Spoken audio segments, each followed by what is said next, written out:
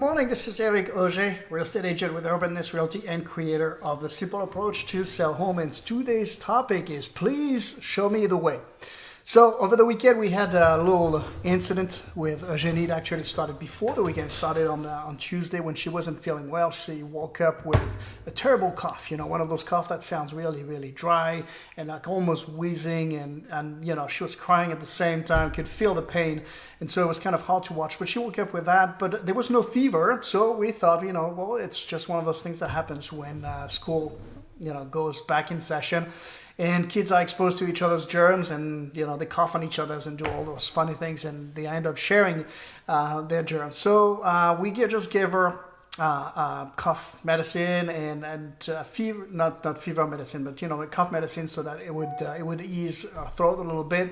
And we figured within a few days it should be over and go away. And so Tuesday went by, and then Wednesday, and then Thursday, and then Friday morning she started getting a fever, which was not a good sign at all. Started getting a little bit more worried. We figured let's give it another 24 hours and see where it goes, and then we'll make a decision after that. And on Saturday morning she woke up with a cough that was even worse than a fever, and achy and crying, uncomfortable. Long story short, it was 8 a.m. We packed her up in the car and went to the quick care to get her seen by a doctor. The doctor checked her out. And at the end, Tal told us, he said, look, Mom and Dad, you have two options. One is we just give her a shot that will help with the inflammation and the cough. And then by tomorrow, everything should subside and she'll be doing better.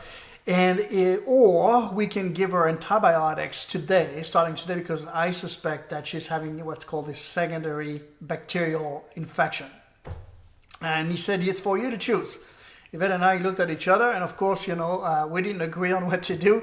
Yvette, is of the mindset that antibiotics are bad because they destroy both the good and the bad bacteria, which is true, which is a valid point, So she preferred to give the shot and delay the antibiotics as long as possible. And I was of the opinion of, look, she has a fever, so there is obviously an infection going on. So the sooner we give her the antibiotics, the sooner she'll feel better, and the sooner the cough will subside and the fever will go away. So we went back and forth, and it took us a good 10 minutes to make a decision while the doctor was patiently watching us.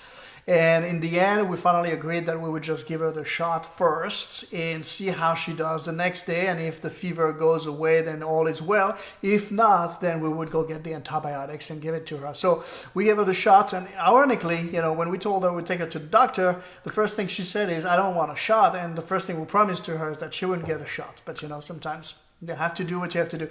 So anyway, so the next day she woke up and still fever. So we decided to give her the antibiotics. And, a couple of days later, she was all better. Today, she's fine. The fever is gone. She's still coughing a little bit. And now I'm the one, as you can tell in my voice, who caught what she had. So obviously, hopefully it will not get as bad as she was, but we'll see. Anyway, it's beside the point. The point is that the principle here that I'm trying to highlight is that when in doubt, people want to be shown the way. They don't want to have to make the decision if they're uncertain. So when people are in doubt, they want to be shown the way.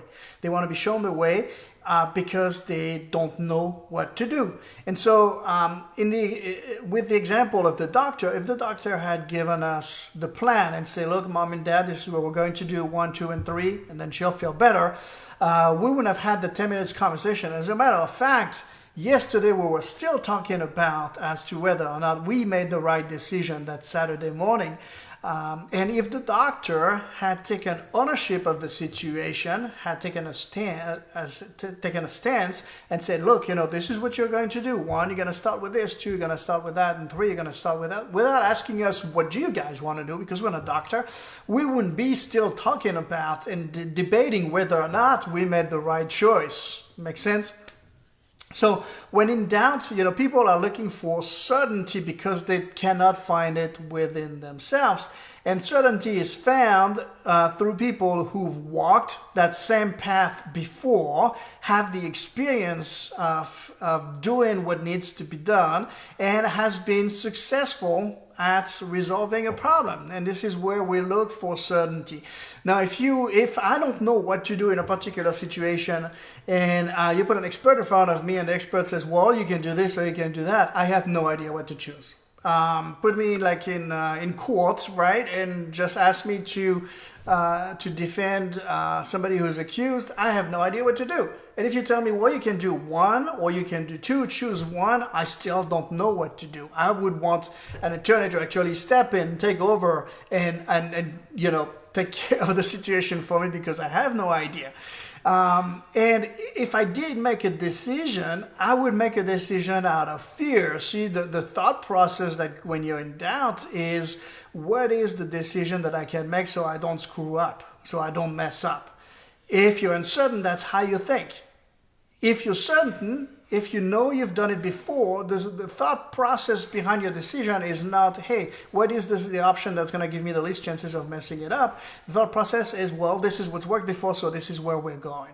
And this is the exact same thing that happens for people wanting to sell their home. When they start the process, people like you and I, or before I was a real estate agent, we didn't know what to do. I didn't know where to start. You don't know who to trust. You don't know who to believe. You don't know what news to trust, whether it's a good time to sell or buy or whatever. We don't know. You're looking for somebody who can lead you down a path of proven results. And this is why I've created the simple approach to sell home. Is because I wanted to give you a simple solution that works in actually 4 simple steps that'll take you from having a house that you want to sell for the maximum price possible with no stress and quickly to the result that you want. And we've walked that path, Yvette and I, we've walked that path dozens of times. I've helped hundreds of people selling homes. It does work. And so if you meet with me, I'm not going to tell you, well, you can do this or you can do that. I'm going to tell you, look, this is where you start. This is what you need to do first, second, third, and fourth. And this is going to get you the result that you want. So if you want more information about the simple approach to sell homes, the new domain name, because I had to stop using the old one, is 4stepshomeselling.com. It's right here on your screen. Go check it out. And if you're looking for somebody to show you the way to a stress-free, profit-making, quick sale of your house, just watch the videos on the website, sign up, watch the videos, and you'll see exactly how it gets done and why it works. I'll see you soon. Cheers.